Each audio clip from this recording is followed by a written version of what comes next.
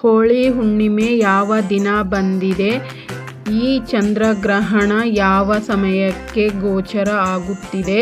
ಯಾವ ದಿನ ಚಂದ್ರಗ್ರಹಣ ಇದೆ ಎನ್ನುವುದು ತಿಳಿದುಕೊಳ್ಳೋಣ. ಈ ವಿಡಿಯೋನ ಕೊನೆವರೆಗೂ ನೋಡಿ. 2026 ಮಾರ್ಚ್ 2ನೇ ತಾರೀಕು ಸೋಮವಾರ ಸಂಜೆ 5:56 ಹೋಳಿ ಹುಣ್ಣಿಮೆ ಆರಂಭವಾಗುತ್ತದೆ. ಮಂಗಳವಾರ ಸಂಜೆ 5:08 ಹುಣ್ಣಿಮೆ ಮುಕ್ತಾಯವಾಗುತ್ತದೆ. ಚಂದ್ರಗ್ರಹಣ ಆರಂಭ ಆಗುವುದು ಸಮಯ 3ನೇ ತಾರೀಕು ಮಂಗಳವಾರ ಮಧ್ಯಾಹ್ನ 3:20 ಗ್ರಹಣ ಆರಂಭ, ಮುಕ್ತಾಯ ಸಂಜೆ 6:47 ಗ್ರಹಣ ಮುಕ್ತಾಯ ಆಗುತ್ತದೆ. ಹಾಗಾಗಿ ನಾವು ಕಾಮದಾನ ಯಾವ ದಿನ ಆಚರಣೆ ಮಾಡಬೇಕು ಎಂದರೆ ಸೋಮವಾರ ಸಂಜೆ ಆಚರಣೆ ಮಾಡಬೇಕಾಗುತ್ತದೆ. ಸೋಮವಾರ ಸಂಜೆ 5:56 ಹುಣ್ಣಿಮೆ ಆರಂಭವಾಗುತ್ತದೆ. ಅದರ ನಂತರದ ಸಮಯದಲ್ಲಿ ನಾವು ಕಾಮದಾನ ಆಚರಣೆ ಮಾಡಬೇಕಾಗುತ್ತದೆ.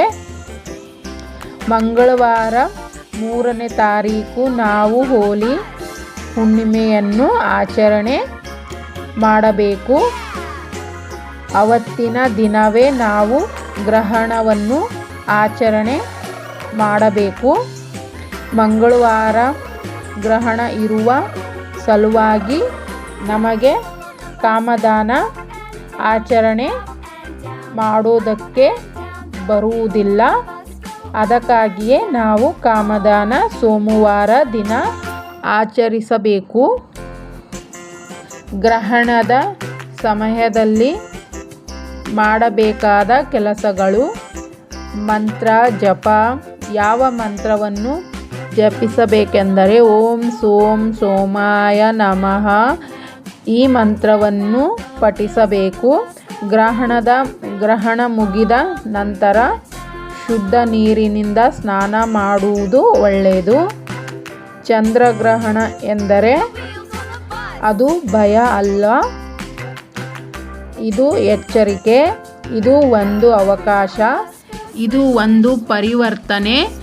ಚಂದ್ರನು ಮುಸುಕಾಕುವಂತೆ ನಮ್ಮ ಜೀವನದಲ್ಲಿಯೂ ಕೆಲವೊಮ್ಮೆ ಅಂಧಕಾರಗಳು ಬರುತ್ತವೆ.